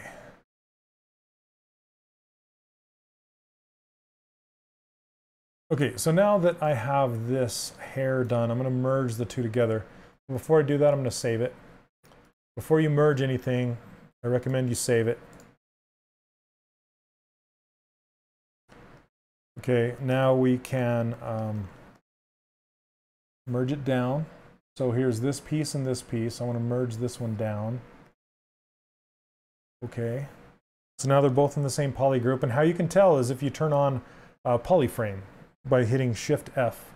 Turn on Polyframe, and if they both have a wireframe on them, you know they're in the same poly, or the subtool. Okay, now what I'm going to use is under the gizmo, under the gear, there is Remesh by Union. I'm going to hit that. And what that does is it stitches these two pieces together. See that stitch? It doesn't mess with anything else, just the stitch line. Then I can click on that gear again and say accept. Now that I have this, I'm going to Zremesh it, because it makes a lot of triangles up in here. And I don't really care for that. I just want to Zremesh it. So come down to geometry, Zremesher. I'm going to change this to like a 2 and hit Zremesh. See what it does. Okay. Now it did put a whole bunch of geometry up in here. We're just going to soften that out and then Zremesh it again.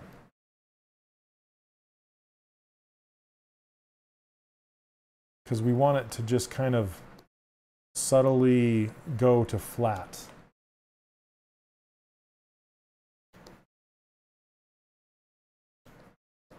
Yeah, it is off center of the world, but that's okay. Then I can use polish right here and just kind of polish this down. And it's moving pretty quickly. I'm just doing this so I can Zremesh it again without it trying to stick. Okay, so let's try it again. Zremesh. Should go pretty quick. There we go. See that? Now there's not all that geometry, and it makes this pinch right here pretty nice. I love Zremesher. But no, you cannot use Zremesher for a game character, or you shouldn't. You can, but you shouldn't. There we go. That's what I wanted.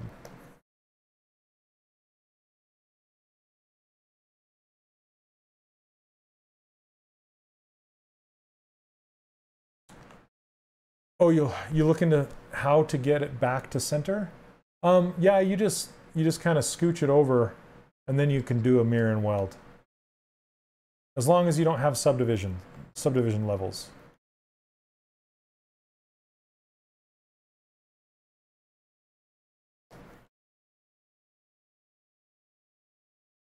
Okay, I'd show you how right now, but I want to get his pupils in place. And I'm actually going to fill his eyebrows with this hair color. I like the hair color a lot, and the eyebrows are a little too dark. So I want them to match. Okay, let me get his pupils on here. Let's see what his eyes look like. Okay. So I'm going to try something with these pupils. Sometimes I just try stuff just to see if it works. But I'm going to duplicate these eyeballs and hide the original eyeballs, and then I'm going to apply the dynamic because I want more, what am I trying to say? I want more geometry. Okay, and then what I can do is use mask, but I want to use mask circle. So then I can get kind of these oval shaped eyes with this mask like this. Okay, now what I can do is I can do a edge loop mask border. Edge loop mask border. Oh, it can't have subdivision levels, so let's kill those. There we go. I'm going to actually divide this one more time. I want a little bit more geometry. Delete lower. Do it again. Okay, let's see. Maybe like that. Then edge loop mask border. What that does is it puts a loop around this, and it will around the mask border and put it in its own poly group. Now I can undo the mask and then do a polish by features. And if I crank that, you can see that it makes it much smoother. Here's the before. I'll do it again. Polish by features after, and it just kind of makes this really cool oval shape. Now what I can do is delete everything that's not the pupil, like this. That looks funny. And then hit delete hidden. And then show the eyeball. There's the eyeball. And I can duplicate this because I want to try. Oh, what did I do? Oh, you know what? It has pupils on the back. Look at all these. I made pupils on the back. So see that? There's pupils back here. If I turn on double, you can see them all. And that's because when you do anything that's not just painting a mask, like if you do like a square mask or a circle mask or whatever, it's going to shoot that mask all the way through your object to both sides. Okay, so let's see. Make sure I'm looking at the side and then hide. Come on. Hide this. Delete hidden. Hey, what's up, Tomas? Let's see, what am I missing? Questions. Because of rigging and weights? Oh, yes, Mark. Because a high-resolution model inside of ZBrush is just, it will make Maya cry because it's so high in density. Millions of polygons is not, you can't really animate it very well at all. It's just not suitable to be animated. So you need to actually build an animation-worthy animation-worthy mesh. So you actually build it for deformation, like you put a little more information around the joints so they'll deform properly. You can't just, well, you can, but it's just not recommended to try and animate a multi-million poly model. It's just not really good. I think, Tomas, are you streaming tonight? Isn't tonight your night, bro? Tonight is your night, bro. Yep. What time do you stream? Yeah, Zremesher, that's right, me. So Zremesher does not take care of geometry around the joints, and it actually doesn't make them low enough. So I thought you, Tomas, I thought you streamed on Monday nights. Am I mistaken? Tell me when. Let's check. Okay, so sorry if I put you on the spot and made you all scared. If you're not streaming tonight, I swore you streamed on Monday nights. Every other Monday. Ah, okay, that's why. I thought it was every Monday. Oh, that's cool. Okay, so next Monday, right? Am I right? And what time next Monday? Kareem, it could be, if you want to watch us live over on Twitch, you can go to twitch.com/pixelogic.com, and it's much quicker if you want to watch this over there. So I'm going to try 0.5. It might even be a 0.1. I'm going to try 0.1 and Zremesh this and see what happens. Okay, cool. So there we go. So all I did was I Zremesh this at 0.1. So that's like 100 polys. And that's before and that's after. It's just going to give me a much nicer, lower density. So all you need is adding loop in joints. No, that's a small part of it. that's just one reason why you need to do it by hand. You just need to make it so your mesh is deformation ready. Zremesher will typically give you way too many polygons, and it's just not good for animation. I know you want it to be, and everybody wants it to be, but it'll put poles in weird places. So poles are anywhere, like this is a pole right here, and this is a pole. It'll put poles in really strange, like in your palm, and you know, Zremesher will just not make a good animation ready mesh. As much as you want it to be, I'm sorry, but it won't. It won't. Everybody wants it to be, but you need to retopologize it, especially if you're trying to get work in the industry. If you show a Zremeshed mesh in your portfolio and then you show a client, they're gonna go, nah, no, this isn't ready for animation. Okay, I'm just gonna inflate this out. Thanks for stopping by, Tomas, by the way. So Tomas does, he does jewelry. You surrender. I know, it's a lot of work. You gotta do it by hand. It's one of those things that just isn't ready yet.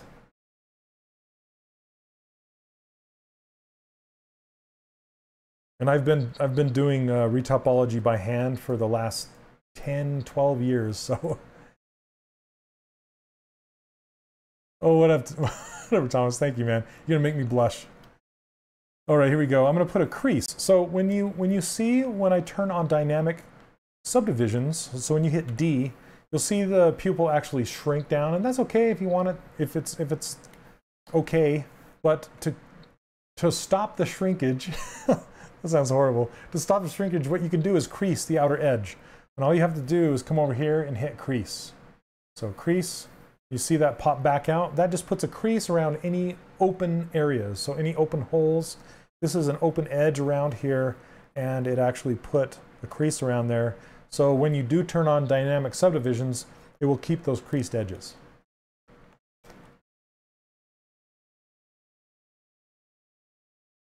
So, but Zremesher guide shortcut, if you need to check how the model is working, yeah, you can. Yep, retopo by hand is brutal, for sure. It's a necessary evil. So, so ZBrush 2018 is ZBrush 5.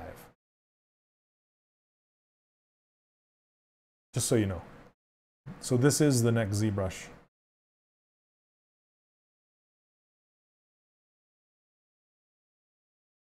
Okay, so there are his eyeballs. Let's grab these eyebrows and pull them down. And then they're tilted a little too much in a sad face. But he's not really sad. He's like contemplating. He's going, He's not worried or scared or sad. And his eyebrows are way too big, wrapping around his head. Let's bring those in.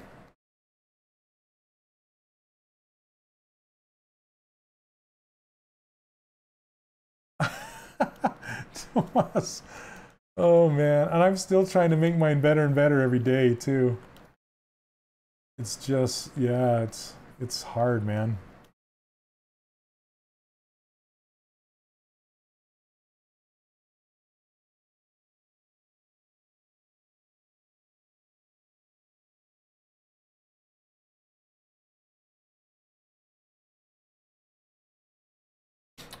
Yeah, Lamentios, I believe it's every year now. So 19, 20, 21. It won't be 4, 5, 6. Yeah. What's up, Mert? Thanks so much. Okay, so I want to do one last thing. It's almost 2 o'clock. It's almost time to end my stream. But I wanted to do one last thing before I ended. And I'll probably show you guys how to pose this guy next week. And then there's a lot of stuff I need to do to fix this face to match this concept. I'm probably going to make him straighter from the front, not taper so much. And from the side, he'll just kind of be You can imagine kind of a sausage shape for the whole head. But I do want to add some eyelids to him, just so he has this dark ring around his eye.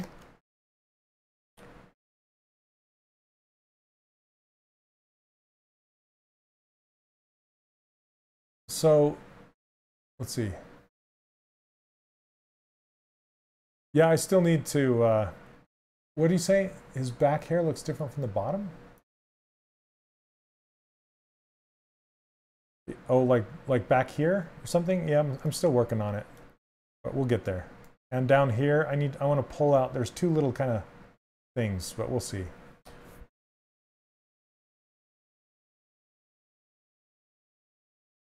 Dante, why should I use Zremesher for game character? Then how would I decrease poly count if I'm not using Zremesher? You have to do it by hand. You have to manually draw the topology on your character. That's just how it's done right now. So if you, I mean, you can, that's the thing. You can use Zremesher, but it's highly not recommended. You will not get the mesh that you need. It will not be an animation ready mesh. As much as you want it to, it just will not. I don't know how to say it any better way other than to give you examples of what Zremesher does and what you should do is when you manually retopologize it. There's a difference, and it's quite big of a difference, but it's subtle when you look at it. Yes, it is a pain, and it's a pain that every character modeler that works in games or film has to do. Okay.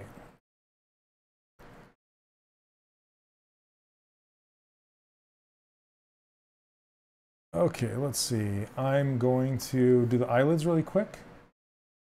So I'm going to grab those eyeballs. These eggs look like eggs. And duplicate them. Looks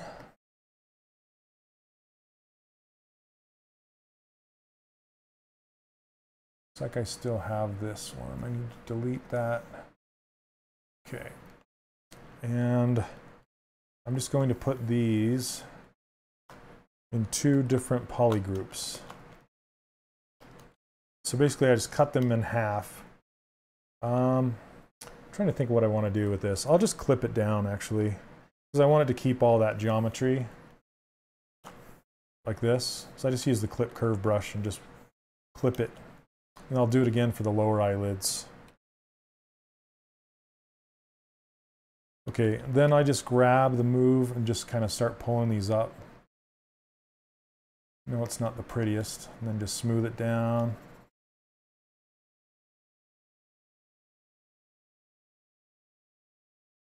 It looks really sad. Here, let me do that again when I can actually see what I'm doing. The concept art was made by Luigi Lucarelli. You should look him up. He's a fantastic concept artist. Just phenomenal. And the reason he's so good for us character artists is because he knows his 3D very, very well. Like, it just looks good in the, as Danny Williams likes to say, in the round. Like he just knows his shapes and how everything would work in 3D. It's much easier to do. Okay, I'm going to do this. I'm going to auto group this, delete, turn off symmetry, delete this one, delete hidden, so I can work it in the middle. And turn on transparency and push it. What's up, Hannah? There you go. Hi, Hannah. Hannah Banana.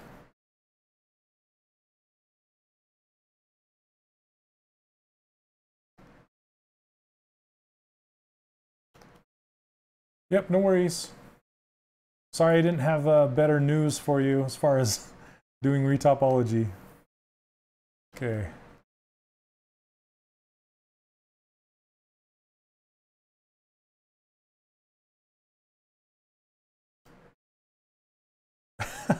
I hit it, now it's white. So let's fill it with this same color. Now I want to try and get it even. See how it's not even across here? I want to get it even. Or even thick to thin would work good.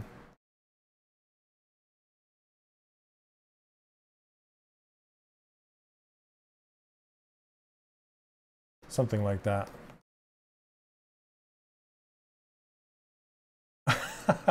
Everybody's trying, man. Everybody's trying to make that tool. Okay. I'm just going to push this over so when I do a mirror, it doesn't cross itself, hopefully. It's funny, this looks like a little helmet.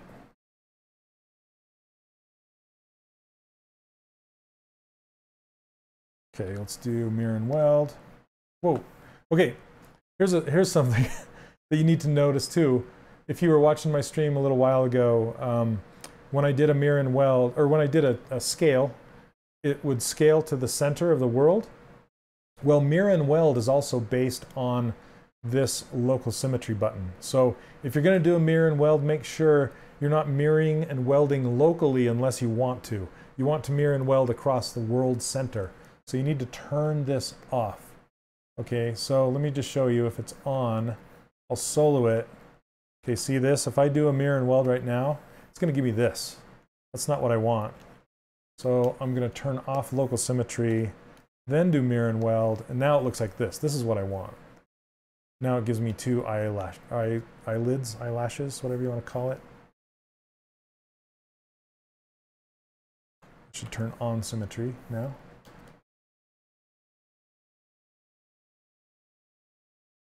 Yes, it does me. I still need to get into that. Okay, let's see. Things don't take. Okay, I think we are at a good stopping point right now until next week when I'm going to pose it next week. So it looks like this is going to be a three-parter.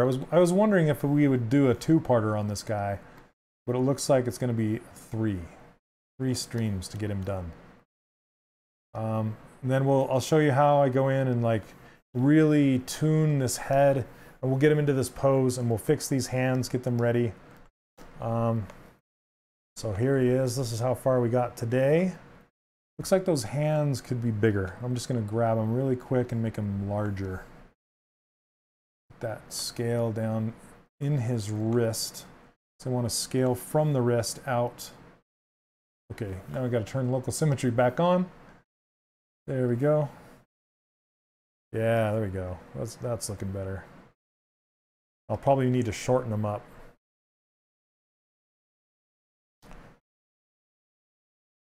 Okay. Yeah, we have a lot to do. We got to put his eyes closer. We got to make him taller. There's a lot of things we need to do, but this is how far we got today. So anyway, thanks everybody for watching today. You guys rock. Thanks for hanging out with me. I will be back next Monday, and same time, 12 o'clock noon Pacific time, which is 11 a.m. my time. And you can look up and see when that is your time. Anyway, as always, if you want my brushes or user interface or a ruler file or all three, just check out 3dcharacterworkshop.com. The link is up above. And I think I can, let's see, I'm gonna post it for you guys. Also, the ZBrush Summit is happening next month. ZBrush Summit is held in Hollywood, California at the Noman School, and it's September 28th, 29th, I believe. I have to look that up. But it's going to be held there. I'm going to be there. I'm going to be sponsoring the event. I'm going to be giving away 3 seats to my online course. I also have an online course called the 3D Character Workshop that I open for enrollment every once in a while. And if you're interested in that, when you sign up to get my brushes, it'll enter you to my newsletter. And I'm going to be trying to send out more tips and stuff like that, more tips and tricks and things like that for you guys. So anyway, yeah, thanks so much for hanging out with me today. Until next time, thank you very much, Pixelogic, for letting me stream with you today. All right, guys, take care. We'll see you next week.